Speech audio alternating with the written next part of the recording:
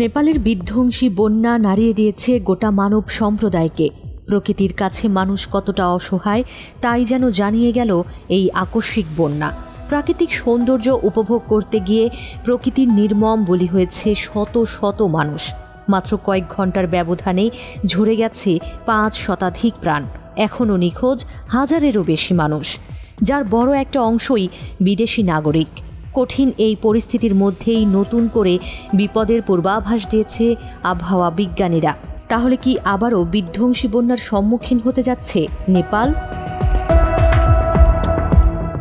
আবহাওয়া বিজ্ঞানীরা জানিয়েছেন 26 অগাস্ট হিমালয়ের একটি হিমবাহ ধসে পড়ার পর বিপুল পরিমাণ বরফ, পাথর, কাদা ও মাটি নিচে নেমে এসেছে।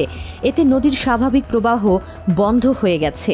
আর এই দুর্যোগের পরই তৈরি হয়েছে নতুন 2টি হ্রদ। এর মধ্যে একটি হিমবাহের কাছাকাছি উঁচু এলাকায়, আরেকটি তৈরি হয়েছে নেপালের লেহেন্দে নদীতে। বিশাল ভূমিধসে নদীর উপত্যকা বন্ধ হয়ে যাওয়ার পর পানি আটকে এই হ্রদ তৈরি হয়েছে। আর এটি এখন সবচেয়ে বড় উদ্বেগের কারণ। সাধারণত এসব নদীর পানি দক্ষিণ দিকে প্রবাহিত হয়ে কাঠমান্ডুর দিকে যায়, অর্থাৎ নতুন হ্রদের বাঁধ ভেঙে গেলে এর প্রভাব শুধু দুর্গত এলাকাতেই সীমাবদ্ধ থাকবে না, নিচের দিকের এলাকাতেও বড় ধরনের বন্যা হতে পারে। নেপালের দুর্যোগ ব্যবস্থাপনা কর্তৃপক্ষ বলছে হ্রদের পানি ক্রমেই বাড়ছে। বাঁধ দুর্বল হয়ে গেলে হঠাৎ বিপুল পরিমাণ পানি বেরিয়ে নতুন বন্যা তৈরি করতে পারে।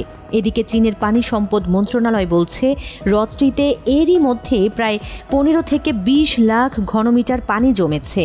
আগামী 3 দিনে আরও প্রায় 30 লাখ ঘনমিটার পানি সেখানে জমতে পারে, যা বাঁধের ওপর প্রচণ্ড চাপ তৈরি করবে। শেষ পর্যন্ত সেই চাপে বাঁধ ভেঙে গেলে শুধু পানিই নয়, এর সঙ্গে কাদা, পাথর ও অন্যান্য ধ্বংসাবশেষও নিচে নেমে আসবে। এতে বন্যা আরও ভয়ঙ্কর হয়ে উঠতে পারে। একই সঙ্গে নিখোঁজদের খোঁজে চলা উদ্ধার অভিযানও কঠিন হয়ে পড়তে পারে। ঝুঁকিতে রয়েছে নদীর নিচের দিকে থাকা জলবিদ্যুৎ প্রকল্প ও টানেলও। সেখানে থাকা শ্রমিক ও প্রকৌশলীরাও হঠাৎ বন্যার পানিতে আটকা পড়তে পারেন। তাছাড়া সবচেয়ে বড় উদ্বেগের বিষয়, নতুন হ্রদটির অবস্থান দুর্গম ও খাড়া পাহাড়ি এলাকায়। ফলে সেখানে উদ্ধারকারী দল বা ভারী যন্ত্রপাতি নিয়ে পৌঁছানো কঠিন হয়ে যেতে পারে। অনাকাঙ্ক্ষিত এ পরিস্থিতি মোকাবিলায় এরই মধ্যে 8 সদস্যের একটি প্রকৌশলী দল পাঠিয়েছে চীন। তারা আকাশপথে জরিপ ও হ্রদের 3D মডেল তৈরির কাজ করছে। কিন্তু সমস্যা হলো হ্রদের পানি দ্রুতই বাড়ছে, যে কারণে 28 অগাস্ট রাসোয়া জেলায় কিছু সময়ের জন্য উদ্ধার অভিযানও বন্ধ রাখতে হয়েছে। এদিকে দুর্যোগ মোকাবিলা ও উদ্ধার কার্যক্রম পরিচালনায় নেপালে উদ্ধারকারী দল পাঠানোর প্রস্তাব দিয়েছে বাংলাদেশ সহ ভারত, চীন, যুক্তরাজ্য, জাপান, দক্ষিণ কোরিয়া ও শ্রীলঙ্কা। কিন্তু আপাতত কোনো বিদেশি সহায়তা নিচ্ছে না কাঠমান্ডু। নিজেদের নিরাপত্তা সংস্থাগুলো দিয়েই উদ্ধার কাজ পরিচালনা করছে।